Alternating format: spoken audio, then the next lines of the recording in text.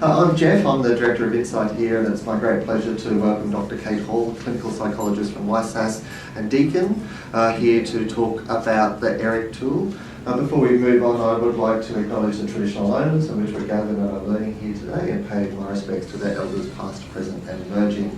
Welcome to our real life guest audience, welcome to anyone here on telehealth, and to our guests on the webinar program. But without further ado, I'd like to hand over to Kate. Thank you to hear talking about emotional regulation and impulse control. As Jeff said, I'm a clinical psychologist. I practice in Melbourne in a partnership role between Deakin University and YSAS, which is a youth specialist AOD treatment service. We've got 14 sites around Victoria where we provide specialist treatment, both inpatient, outpatient and outreach, to young people experiencing multiple and complex needs, I guess is the way that we describe them.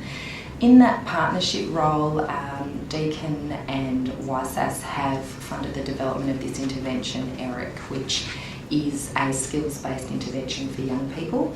And we've been in the process of developing this intervention for about 12 months. And this morning I'm going to talk to you a little bit about the rationale for why we developed it, what point we're at in our development, and then give a bit of a sneak peek of some of the resources that we've ended up with after this journey of development. Firstly, I'd just like to acknowledge some of my collaborators. So ERIC is co-authored by Dr. Angela Simpson. She's a health psychologist with extensive treatment experience in addiction. We use that term addiction within academia without really needing to, I guess in some ways, qualify that we're not discussing people with substance use disorders. It's really just a broad term to encapsulate the area of research in drugs and alcohol. So forgive me if I keep using it. It's one of our research priorities at Deakin University. I know it's got connotations that are problematic. Then the other team acknowledgements there are a nice easy mix of both academic staff and practitioners between both institutions. So it's been an enormous effort to get ERIC to the point that it is now that I'll be talking to you about today. The rationale for ERIC and why we developed it is very straightforward. Basically, YSAS have identified that the delivery of treatment to young people is something that, although based around enormous care planning principles, based around resilience models and frameworks, based around client-centred or person-centred care, we do have a gap in our youth-focused treatment services around evidence-based practices, mainly from a psychological perspective. And what we did was look at this current list of empirically supported treatments for what is termed comorbidity, but really we're looking at young people who seek treatment services who have mental health and substance use issues. And as you can see, the list is enormous, and in most cases these treatments are just for singular presentations. So there's empirically supported treatments for just some areas of anxiety. There are some for alcohol, there are some for cannabis. However, the young people that we see obviously present with multiple presentations, and they are polysubstance users as well. So what we've got is a bit of a breach between the academic evidence base about what we know changes behaviour and has good outcomes from a psychological point of view, and then what we can actually realistically, pragmatically implement in practice. And some of those assumptions are things like young people will attend services 1 hour a week for a counselling intervention. Many of these empirically supported treatments are a minimum of 12 to 24 sessions. A lot of them are group-based. They also require a sort of sequential skill building, so that if you haven't attended the week before, you miss out on core elements that is built upon in the week after. They also require young people being able to override frustration, override chaos in order to stay in a 90-minute session, for example, whilst these skills are being taught or whilst they're being learned. And for the young people that we see, already you can see that there's not equitable access to this type of treatment option for our young people because they're not really able to commit to that type of regular appointment scheduling. They want to interact on their own terms and flexibly with their service providers. Because of the multiple and complex needs that they present with, that they have chaotic lifestyles that are at different points. And so already there's this gap, I guess, between what we know works within a research context, what we know has a strong evidence base, and what we can apply in practice. The translation of evidence-based treatments into practice is what ERIC is really trying to do. So we've taken a unique approach in the development of ERIC that's been informed very much by the implementation science, that middle section of how to address the gap between research and practice. And the reason why we've done that because is ultimately what we want with something like ERIC and any other intervention that we develop is that young people receive it and that they benefit from it, rather than it's a fantastic manualised treatment that's disseminated through needing to buy a manual, which is never really then filtered down and translated and then incorporated into day-to-day practice. So that in many respects what young people would really benefit from, we're hoping that we've overcome some of those barriers in terms of implementation so that they receive some of the skills that we've identified might help. So obviously trauma, anxiety, depression, disordered eating and self-harm are incredibly common in the young people seeking help for substance use within the sector that I work in, and I imagine it's exactly the same here in Queensland. Also, substance use is polysubstance use, and it's usually complex as well in its presentation.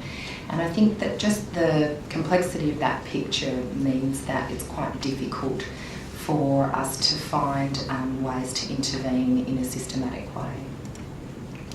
So this is a little analogy that we use in that these are our current empirically supported treatments, and they're very neat and they're very well-founded in our efficacy research trials. However, not everybody really meets criteria, nor would they walk into these type of treatments. What we've done with ERIC is try to create something that's very flexible, that's very modular, and which has deconstructed many of these treatments down to just processes that have strong empirical support. So we're informed very much by the evidence-based literature, but equally we're informed by the translational science literature that tells us that realistically anything that is not going to be able to be flexibly delivered in a very short interaction with a young person that captures just one moment or one teachable moment or one moment of intervention, anything that doesn't meet that criteria is probably not realistically going to be able to be implemented with most young people in frontline treatment services. So ERIC has deconstructed many of these treatments. It's not a brand new treatment. There aren't magical elements of it that have not previously been established as being effective. It takes all of those processes that we know work very well and deconstructs them down into some modular moment that will be easily used within the field, so that then we trust that workers will be able to use each of those modular moments to build whatever they need to build with a young person that addresses their unique individual needs. That's just something random about Lego there. Okay. So what we ended up with after, considering this process was firstly a transdiagnostic approach, meaning that we weren't categorising young people based on different diagnoses across different groups that really identify how people differ rather than how they are similar in their needs.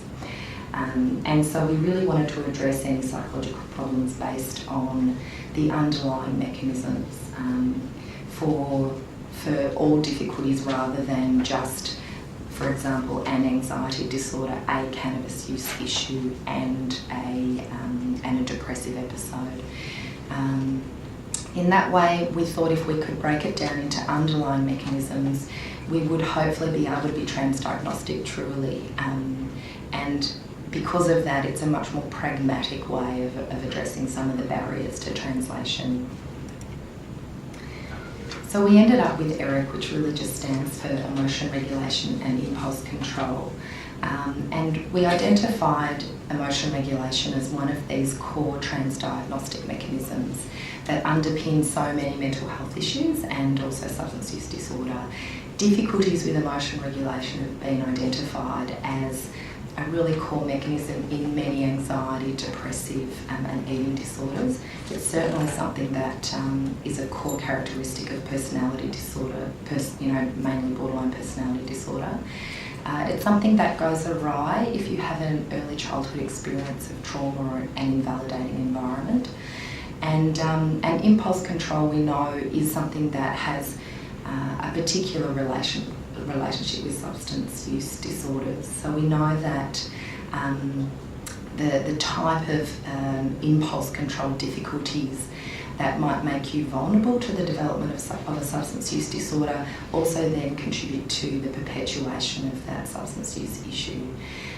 Then we also know that drugs themselves and alcohol interfere with our neurochemical functioning and the way our brains operate in order to create impulse control difficulties as well. So these two core areas were identified as potential transdiagnostic mechanisms that we could address in a translatable treatment package. And our working title was ERIC just because of the acronym, but it just kind of stuck because once we started talking about these two concepts with young people, they started to conjure up this idea in their head of a person called Eric. So we just kind of kept the name Eric after a while. And we're not that creative, so. So just back on that idea of emotion regulation, of actually what it is. It's a construct which is really multifaceted and it's spoken about a lot in the empirical and theoretical literature. It's certainly a given in clinical practice as well. We know that implicitly this is what we're trying to address when we're doing, when we're reassuring or trying to teach young people self-soothing techniques, for example. But in ERIC, it's a skills training package, so it's quite targeted. And we're very overt about the terminology when we're working with young people, and the piloting process has taught us that young people are very psychologically minded and they really want to know what exactly it is that they are learning and what they're doing. And they're quite discerning consumers of health information. And so we use appropriate language. We call it emotion regulation skills training. So emotion regulation in the theoretical literature is, as I said, multifaceted, but these concepts cover off most of it.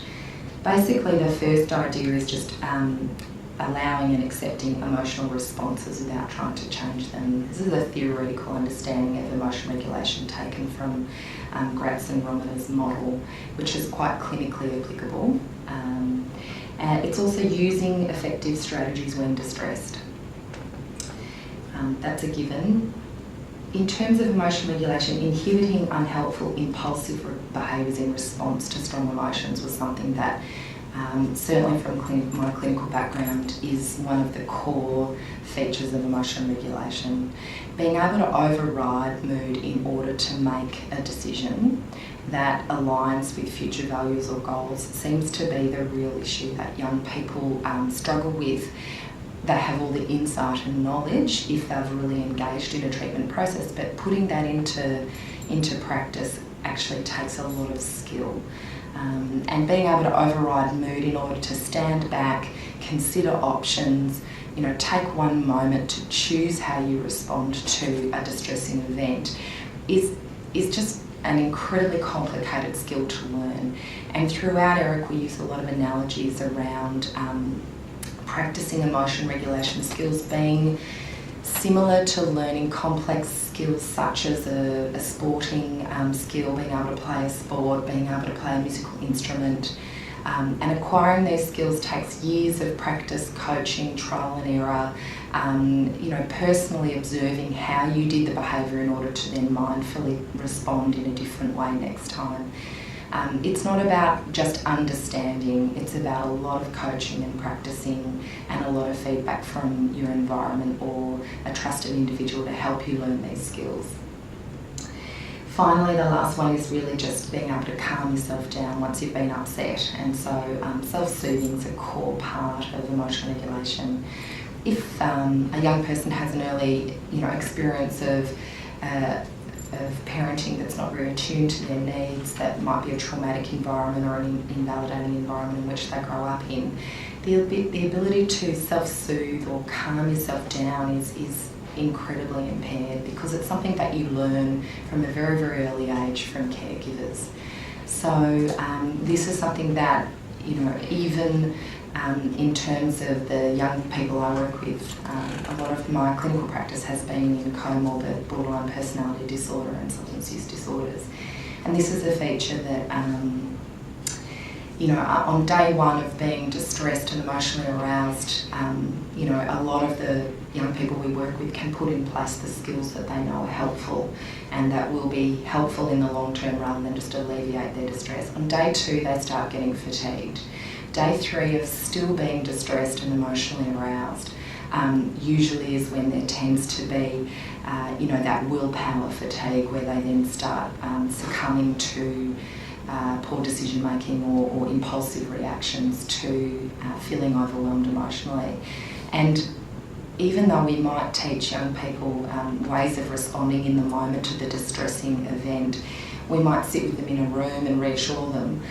Once they leave, there's usually a degree of physiological arousal, there's usually a degree of emotional distress that carries with them for, can be days afterwards. So just giving young people very concrete strategies and tools to calm down was something that was one of the core areas of feedback with the young people we piloted Eric with as being incredibly useful. Okay, so impulse control, as I've said, is likewise a multifaceted construct. It's not something that we understand as this one behaviour, impulsive behaviour. Obviously, the tendency to act when experiencing negative emotions within the impulsivity literature is characterised as this notion of urgency. One of the hardest things about this, to be honest, is that both areas of the literature in this space are just incredibly separate. It doesn't seem to be an area in academia that overlaps incredibly, and we know the transaction between these two constructs is incredibly relevant in a clinical and practical sense. But from a research point of view, it's not something that is overlapped incredibly clearly within the empirical literature. So we've kind of just bundled them in together, hoping that through our examination of both of these processes that we'll be able to contribute to the empirical literature in some way of understanding how they interact, how impulsivity and emotional regulation distress interact. The interesting one for me around impulse control is a lack of perseverance, the ability to override boredom, the ability to pursue a meaningful goal in spite of a mood, in spite of being irritable or in spite of being bored. And the one we all know very well is just, that impulsive act where the consequences aren't really considered until afterwards. And with young people, that's relatively developmentally appropriate to be learning how to connect an impulsive act with then consequences. And so Eric has a strong focus on decision-making skills and problem-solving skills that really try to engage that part of the brain that's really anticipating what things will be like in the future in order to make a good choice about now. So that's the sort of background from a theoretical and empirical point of view. It's a bit dry. I like it. Anyway, thank God, otherwise this would be a long, arduous process. But the aims for Eric, basically, as I outlined, are that they're translatable to our setting, and we want something that's pragmatic and useful. We want to add to our outcome literature, but that's not our driving force behind it. And we really wanted to emphasise this iterative process of development. We wanted to interact with the workers and the service providers primarily who would be delivering Eric in order to design a tool that was useful and that was meaningful to them. If the tools were liked by young people, that was really only half the battle. We really needed to develop something that workers could implement in the way that they worked, rather than us imposing how we thought it should be delivered on their practice. So this was our aim for ERIC. We went through a really long process, which I guess I've sort of outlined now, looking at both the evidence base, piloting with young people, the actual resources themselves, doing a lot of close partnering with workers. We have had a terrific relationship with one of the YSAS pilot sites, which is our residential rehab Birribee in Victoria. Both the workers and the young people at that site have given us an enormous amount of feedback on all of the resources and how our package of work is to be delivered. We've actually listened to them. I know that sounds a bit silly, but in many research and practice relationships, it's realistically something where opinions are sought, but you don't really know where it goes and how it's implemented. So we've really invested in then returning to Birribee as frequently as possible, and then showing the young people who've given us feedback on a resource about how their changes have been incorporated. And our pilot residents, I guess, have got such a kick out of seeing that their suggestion about why that task was incredibly boring, which a lot of them were initially, why that task was incredibly boring was then taken on by us and then changed quickly. I mean, the problem with a lot of research is it takes an enormous amount of time, but we were very responsive and we tried very hard to respond quickly to feedback, and then we would show them the tangible outcome of their feedback. We also paid them for their time, so we valued their input in as many ways as we possibly could, so that we got meaningful input from young people. Now we're in the process of doing a broader implementation pilot, which is being funded through the Helen McPherson Smith Trust in Victoria. It's targeting regional Victorian youth AOD sites. And again, our primary stakeholder in this is workers, and we're doing a training and implementation study. We're also measuring client outcomes. However, realistically, we're trying to develop and pilot a really good training and coaching model for workers to ensure that not only do we have relevant resources for them, but that we know the best way to support workers in implementing them. So that's been our process. I'm going to skip ahead here, sorry about everybody online, but I am going on a bit. So what we ended up with was a worldview of ERIC, as well as a package of worksheets that are deliverable to young people, and a broad sort of, conceptual background to ERIC, which covers 8 different domains. I'll talk about the 8 domains in a little bit, but first off, I'll just, orientate you to the ERIC worldview. The first thing about a worldview is just that it's almost like these need to be absolute assumptions that you have prior to implementing any kind of worksheet or treatment notion. Because anybody can deliver a worksheet, anybody can actually just do them online now, and you can just download your own worksheet. There's so many apps out there which are emulating evidence-based psychological principles. A lot of ERIC is based on the mindfulness-based cognitive therapy literature, and there's an enormous number of mindfulness meditation apps out there. Are you allowed to swear? I just mean you can, great. Because one of the things that we had in our most recent focus group was feedback from workers that even though they try to use technology alongside working with young people, the number of apps out there are actually quite shit, really. So we just call them SHAPs because they're just abstract. They don't integrate in a meaningful way into practice.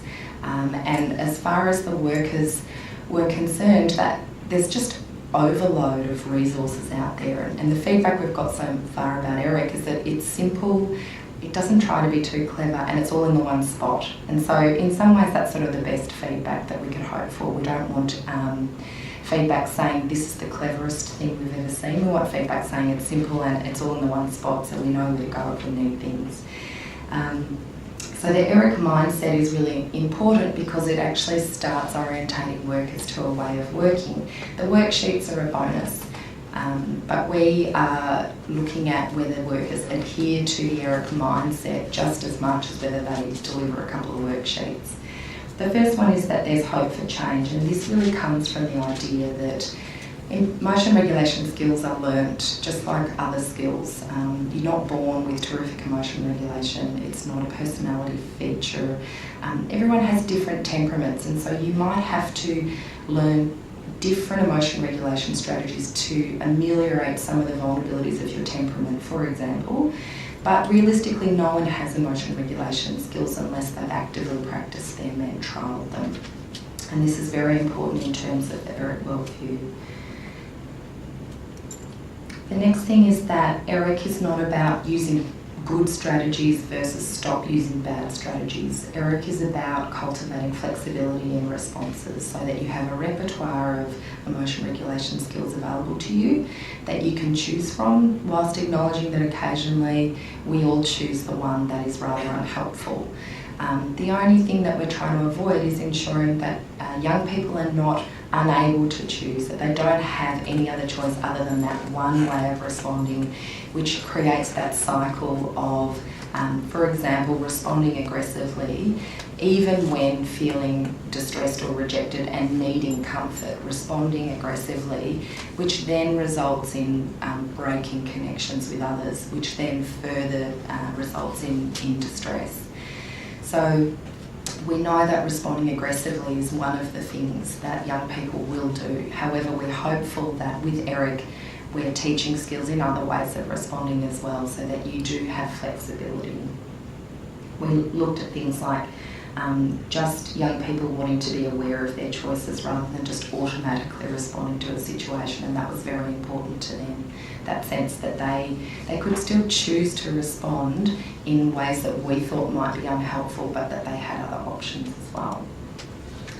Just in our ERIC resources, we've captured that using a pyramid of strategies for managing emotions, just acknowledging that there will be sometimes strategies and then there'll be often strategies. And if you use the often strategies more than the sometimes strategies, then we think that's a pretty good outcome. These are not unrealistic outcomes at all. The often strategies are things like decision making, which is problem solving skills, flexible thinking, which is one of the ERIC domains, which targets being able to reappraise a situation and seeing it from different perspectives, mindfulness skills, a bit of self-compassion, self-soothing, and allowing an emotion to be without trying to immediately avoid it or push it away.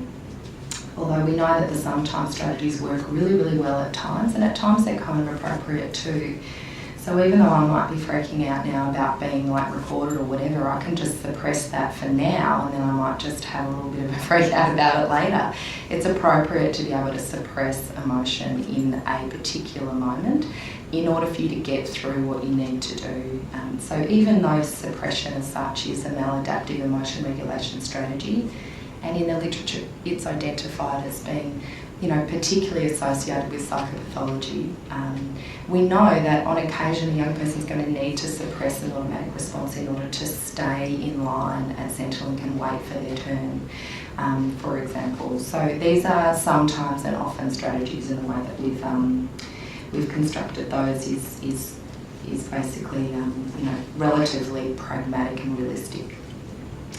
The other side of ERIC is that it's targeted skills training. We've got an idea that if it's not targeted, if the young person doesn't know what they're practicing, it's probably not going to change. And this is quite different to counselling. So counselling is something that is absolutely necessary in terms of establishing really good therapeutic rapport, establishing a collaborative relationship with a young person. But ERIC's quite different to that. ERIC probably will not work at all if you don't have those core skills. Some of the information around dialectical behavioural therapy treatment indicates that targeted skills training does work even if you don't have a good relationship, but I presume most of the young people we work with would require that as a necessary mechanism for change. But it's not sufficient to then acquire skills in emotion regulation or impulse control. So we're looking at making sure that the young people are actually aware of the skill that they're learning and that they're practicing. And that's why we've given them names, we've given them icons, we've given them colours, we've given them anything that we can. We've created a story around each strategy so they can remember the rationale for why avoidance is, good for the short term but not good for the long term. And so that they are also on board with the strategy that they're learning, and they can come back to their worker and have a discussion around whether it worked or whether it didn't. The different targets in ERIC, one of the things a lot of our workers wanted to know was if they only had a brief period of time with a young person, what they should do first. Because a lot of empirically supported treatments are very, very long. They have multiple sessions and multiple targets. DBT is a really good example, and a lot of ERIC stuff is derived from the DBT literature. DBT is enormous to wade through, and you have to be incredibly sort of committed yourself in some respects to learn that type of treatment or therapy. Acceptance and commitment therapy is incredibly complicated in terms of the theoretical underpinnings of it. Mindfulness-based cognitive therapy, likewise, is a session-by-session manualised training package that builds from session 1 right the way through till your end sessions. So our workers wanted to know if they only had 10 minutes with a young person, what they should do first.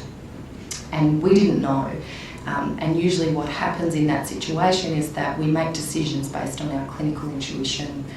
We make decisions based on our past experience with young people who had similar presentations, and we use this practice wisdom to guide our decision making about what we should target first. And all this is incredibly valid, but we wanted to augment that with evidence-based practice as well. And we found basically this terrific mirror analysis which helped us then identify if you only had a small amount of time with someone, what you should do, you should target avoidance, rumination, suppression and problem solving, because these domains or these concepts have incredibly robust and large effect sizes when looking at their relationship to psychopathology.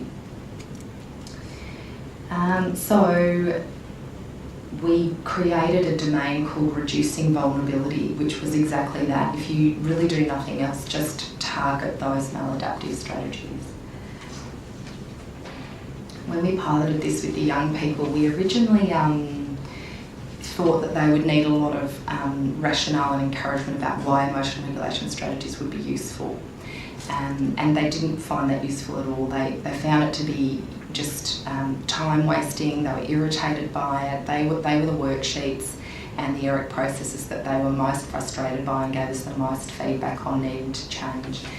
We had rationales in there about, if you develop good emotional regulation skills, then your relationships, will be more positive. You'll be able to resolve conflict better. You'll be able to achieve goals, and all of that sort of jazz. Now, the young people were identifying that as a given. They already knew that. Emotion regulation for them, once we described what it was, they identified immediately as something they found valuable as a skill to learn.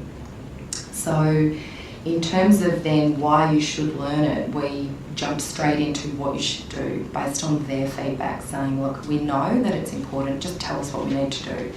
And we give, as I said, some of the strategies, their theoretical name, and rumination was the one that they really, really latched onto, and it captured their attention enormously because they spend an enormous amount of time ruminating, basically. And so we usually now just jump straight in with stopping rumination and what strategies you might use to do that. And once we have done that, young people can see that these resources are helpful, rather than trying to convince them that they're helpful through a strong rationale of what they might benefit from. And so this is just an example of our first piloted resource around interrupting rumination. And because we were piloting this in a residential service, there then was a collective language amongst the young people around the ERIC strategies. And the 54321 method then started appearing on their discharge summaries. 54321 started appearing on, their daily plan of what they might do. If they were involved in a situation with someone, they might then be reminded by a fellow resident to practice 54321. The main application of it we found was before going to bed, and you know, realistically needing to prevent that that rumination that occurs prior to falling asleep. And the analogy we use within this particular worksheet really resonated with young people. It's the idea that, taken from acceptance and commitment therapy and other mindfulness-based therapies, that your mind is time travelling, and that it travels to the future and it travels to the past. And they really got that. They got that idea that their mind spent a lot of time worrying about what could go wrong in the future. Their mind spent a lot of time remembering things in the past that were not particularly pleasant. They knew immediately that that was not their life experience in its entirety, but that their time-travelling mind almost on purpose went to things that were not necessarily very nice. And so the 54321 method is as simple as that, that little rationale that you want to be able to bring your mind back to the present rather than at time travelling. And that it's really just a muscle that you build with skill building, and 54321 helps you do that. It's a simple grounding exercise, and they'd heard of grounding, but they never really understood why you would use it, and they didn't really understand the rationale for what it would do and whether it was linked to rumination. So we kind of pitch this stuff quite high with young people. We use analogy and story to make it relevant, but we're not saying trust us, just do 54321. We're giving them the science behind it, and we're giving them the reason as to why it might be useful, and then they chose whether that was useful or not. This was the most useful strategy for them. Naming 5 things that they can see right now, 5 things that they can hear, 4 things they can hear, 3 things that they can feel, etc., etc. Because a lot of the young people did have quite significant trauma backgrounds, we worked out pretty quickly that 54321 wasn't enough, and that they would have to repeat that maybe 2 or 3 times. And in a manualised intervention, that's not necessarily articulated as clearly as that, and we didn't even really think of it, to be honest. It wasn't until the young people gave us feedback. One young person was saying, you know, look, it was my 21st birthday, I'm in rehab, my boyfriend's in jail, you know, like everything's pretty crap at the moment, to be honest. And I tried that 54321, I still felt pretty shit. And we were like, well, obviously it's not going to make everything better, but it's going to be something that is just one small strategy or skill that will bring your attention back to here to give you some relief from some of those thoughts. So we had to sort of articulate you know, their expectations of how some of these strategies may or may not work pretty clearly in the worksheets as well. Facing up to avoidance is a big one. We know that that's probably one of the most maladaptive ways of maintaining sort of you know, difficult emotional or physical sensations or memories is through avoidance. And this is a really standard cognitive behaviourally driven exposure task, but instead of the complexity of some of those tasks around exposure therapy, which have great evidence for being effective, particularly in the areas of anxiety, we've simplified it dramatically and then given the young people the coping thoughts that they need at the time to get through the task. What we found from the piloting is that sometimes we would assume that they might be able to generate coping thoughts themselves in order to get through the task, and we worked out pretty quickly that that wasn't always the case. And so that was one of the contingencies that we built into some of these exercises, of actually giving young people the thoughts to remind themselves of in order for them to just get through it. Some of the coping thoughts that they generated for us is just that simple notion of being through a lot worse than this before, and that seemed to be the coping thought that was most meaningful to them. Another ERIC worldview is just really that it's an acceptance-based intervention, like most modern cognitive behavioural therapy packages. And this really was, you know, an incredibly difficult concept to describe, and realistically most of the doctoral candidates in clinical psychology that I lecture to still don't really understand it. And they do an enormous amount of theoretical kind of learning on this notion of acceptance, on cognitive behavioural treatments. But it's almost impossible to describe in simple terms because on the face of it, it's bizarre to say that everything is really, really difficult and you need to accept that. And that if you accept it, you'll feel better. It just doesn't make sense to describe it in that way. So instead we came up with, this sort of notion of a balance between acceptance and problem-solving approaches. This is very strongly derived from dialectical behavioural therapies, but then simplified dramatically for translation. So we know that at times you want to be able to latch onto problem-solving strategies, which in one sense are not accepting, that's actually solving. But in some circumstances you also need to flexibly accept that there's nothing that can be solved, that this is just difficult and this is uncomfortable, and to accept that. And that the strategies in this acceptance and change kind of balance are really just being able to watch the cues of the young person, respond flexibly from a worker's point of view. Acceptance is embodied in validation in a counselling kind of style. It's the validation of a young person's experience. But if that's all that occurs, validation, then the change doesn't happen as well. If all you do is insist on change and jump in with problem solving, then young people seek validation and they resist change. And motivational interviewing is basically designed around this core ambivalence of wanting to change and not wanting to change. But again, it's incredibly complicated. So we've just simplified that whole rolling with resistance, simplified that whole transactional nature of change, that step-by-step process that MI articulates, into this seesaw of just whether you validate or problem solve. And it just seems to be a lot easier to be able to disseminate that, although the principles are the same. For young people, we then realise that that's absolutely irrelevant. They have no idea what validation is, and it's not meaningful to them. They know problem solving, but then this kind of higher order theoretical construct of a therapeutic relationship balance is irrelevant.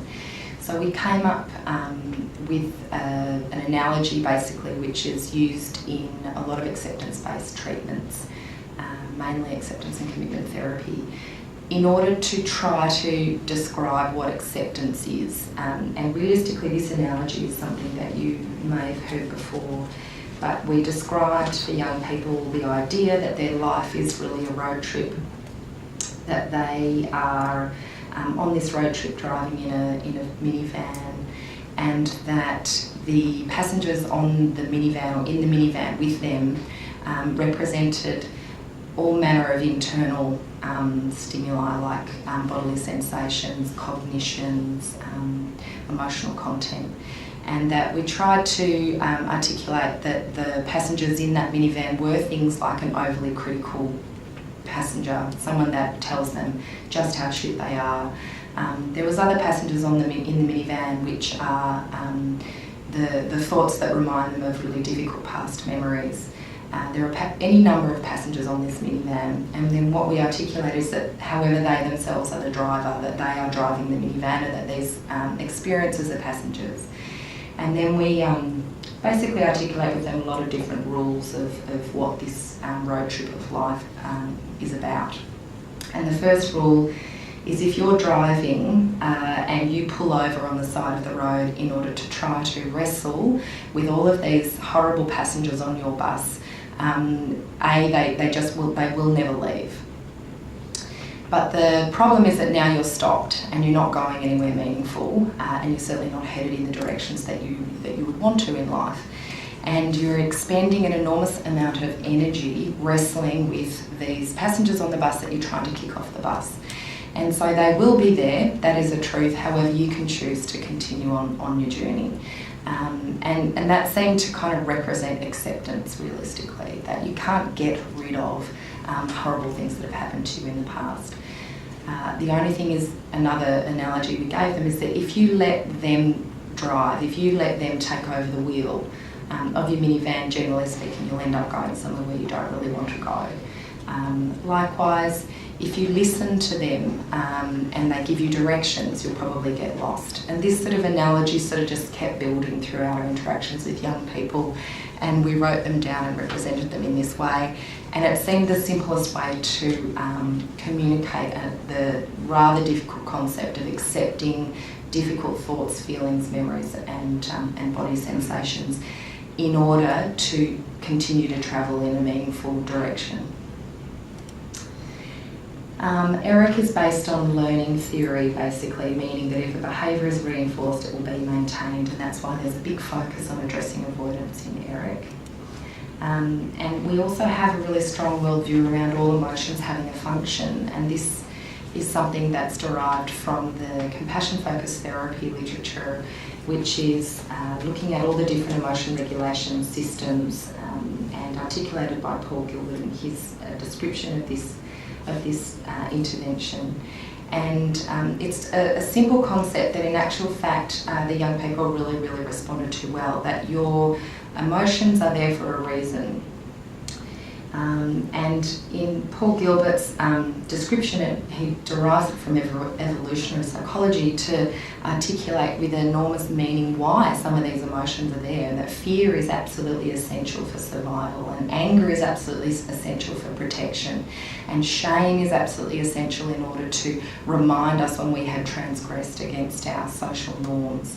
And if we transgress against social norms, then we're at risk of being rejected by our tribe. If we're rejected by our tribe, then our life is at risk from an evolutionary perspective, because we're not then protected by the collective group of people around us.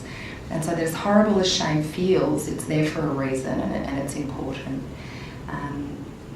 And in this sense, we try to sort of articulate with young people that emotional literacy is one of our domains, and that being able to differentiate between what is shame, what is fear, what is anger, fundamentally requires just that idea that emotions are important and they're not to be avoided and they're not to be pushed away, and they don't serve a function that's helpful at all times, but being able to read the signals is incredibly important in emotion regulation strategies. So we described emotions as an inbuilt alarm system, and that in actual fact they're there for a purpose. And if you develop skills in noticing emotions, then you can articulate what they might be telling you. And they might be telling you nothing. It might not match your circumstances whatsoever. And you can do a reality check and see if that emotion fits. And then you can choose how to respond, or you can look at your emotional experience and say, yeah, it does fit this situation. I am at risk. I need to get out of here. I need to listen to these fear responses. And this was another thing that was really prophetic for the young people, because they've spent so many of their early years without noticing emotional content, usually due to substance use. Even when not using substances, they weren't particularly observant of emotional experiences, and so they have a hypersensitivity to kind of feelings and emotions, and then an automatic response to try to avoid that experience. Even positive emotions can be very uncomfortable, and we didn't really factor that in until we had feedback from young people that some of the most significant emotions that they avoid are hope that things will get better in the future, or just the idea that that they can wish that they'll feel some kind of pleasure. So in some respects, we kind of just had to embrace all of that feedback, although the target of ERIC is really those uncomfortable emotions. We've incorporated in some of the stuff in the resources about that some positive emotions are actually, like euphoria and joy, are actually dangerous as well. They might be telling you some interesting information. They can give you some signals that you need to listen to as well. Okay, finally, I think the ERIC worldview is based around cognitive therapy, and that's that really straightforward notion that how you interpret a situation dictates how you feel. And so a lot of the ERIC resources draw upon that of, in many respects, teaching young people to dissect what's a thought from what's a feeling from a body sensation, and this is just throughout the whole of the package. This dissecting your feelings is a practiced skill, but it's just repeated throughout the entire package of being able to differentiate thinking from feeling and body sensations. Okay, so that's our worldview, and I've gone through the development of ERIC at length. That's good. 5 more? No? You've got Finish 5 up? more or a couple of times for questions. Okay. Yeah. So I guess the last thing I want to do, if that's okay, in 5 minutes, is just to give you a summary of the 8 domains. I guess I've taken you through a long-winded way of how we've arrived at them. And in some respects, just give you a sense of how they have been articulated in terms of outcomes for young people rather than meaningless theoretical constructs. So these are our 8 ERIC domains. The first one I've already run through, which is reducing vulnerability to emotion dysregulation and impulse control. And basically that's that notion of addressing maladaptive strategies first. The second one is emotional literacy, and the theoretical underpinnings of that realistically are that notion of emotional clarity. Emotional clarity is a construct which has been studied a lot in relation to developmental disorders in young people, as in autism spectrum disorders, but also in eating disorders and substance use disorders.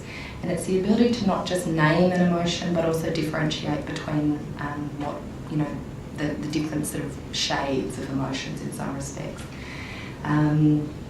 And we see it in many respects as a gateway skill. So coming back to that original question, if I do nothing else with a young person, what should I do? We figured those 2 are a pretty good start, to be honest, and the rest if you get a chance for that, but if you don't, no sweat. Flexible thinking is something that's really based around the theoretical construct of cognitive reappraisal, which is looking at, that's just that basis of cognitive therapy interventions, which is looking at training people to see things from more than one perspective. As the young people who we worked with said, just basically putting myself in someone else's shoes, and that's really all it is. However, it's quite a complicated cognitive task to be able to stand back from yourself, put yourself in someone else's shoes and look at the same situation from their perspective. And so what that means is that there's lots of training in being able to put yourself in other people's shoes, and we use something like an ambiguous picture in one of our exercises, and then asking people to generate like 4 alternative ways of really interpreting what's in that ambiguous picture so that they get that cognitive reappraisal. I've been through acceptance. We call it allowing just because acceptance just was, a too difficult concept for young people to grasp, and in the end we just called it allowing, letting it be, just allow it to be there, and that seemed to be more representative. Everyday mindfulness is a strong feature throughout ERIC. Mindfulness-based practices are obviously very well disseminated now and have got a good strong evidence base, and we've not tackled mindfulness meditation in this package at all. So the everyday mindfulness differentiates the mindfulness in ERIC from that contemplative practice, which is really sitting and meditating. Everyday mindfulness is realistically just small strategies that assist young people in not operating in automatic pilot and focusing their attention. Tolerating discomfort is something that sort of fits quite strongly with acceptance. In many respects, we just wanted a really strong focus on some coping skills that were very practical, that were quite pragmatic, that could be just used in order to tolerate the discomfort of some situations which are unavoidable and really difficult to problem solve and are very difficult to do anything about, and realistically it's the counterpoint to avoiding, it's just tolerating. But tolerating is really difficult if you don't have just core strategies to do that. Decision making is problem solving, and basically you would remember from the original empirical background, it's one of those strategies which is a bit unfashionable, but it's certainly an enormous amount of evidence for it being an effective emotion regulation strategy. And we also had an ERIC domain around image and identity, which on the basis of the feedback of our participants, we changed to just mean values and identity. because image brought up connotations around physical appearance. So we were thinking self-image, but realistically for them it was just their values, what they value, what's meaningful to them. And so, for example, back at the bus analogy, we talk about values as being the compass that is really guiding you in the direction, and that knowing your own values is helpful in decision making, but it's also helpful in overriding emotions. So there are our 8 domains. I might stop there and take some questions. Yes. Excellent, thank you. And the first question from Webinar Land, and maybe from the floor as well, is where do people access these tools, Kate? So the process at the moment is that because we're still evaluating Eric, that if you would like to partner with us in a pilot evaluation, we're really keen for Eric to be disseminated, and the only thing the only condition that we put on that is that we can measure it while we do implement it. So the Eric package and tools and strategies are not available for download to be implemented in any setting. But as Deakin and YSAS are incredibly keen to partner with any organisation that might want to implement ERIC in a systematic way so that we can then measure it, because we're still in a development phase.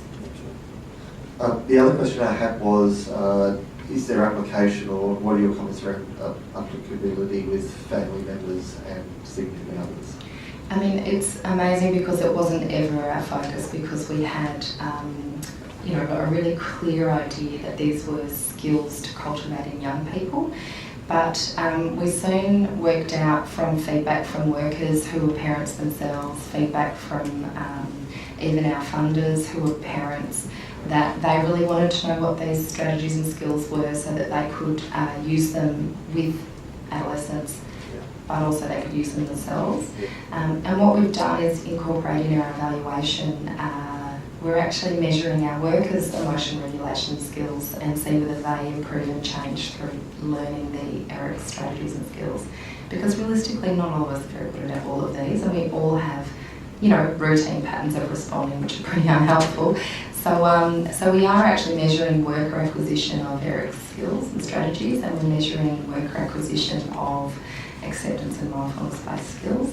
And we're really hopeful that we can then develop something that's more applicable to a parenting environment. Yeah. I'm doing 5, 4, 3, 2, 1 before I get there tonight for shiz. Any questions from the floor? I think that's it. If you could all join me in thanking Dr. Kate Hall. An incredibly interesting presentation, and just have to chunk it up in such meaningful little bits and pieces is the real skill and art, and then packaging them all up. So congratulations on all that hard work and getting to that point.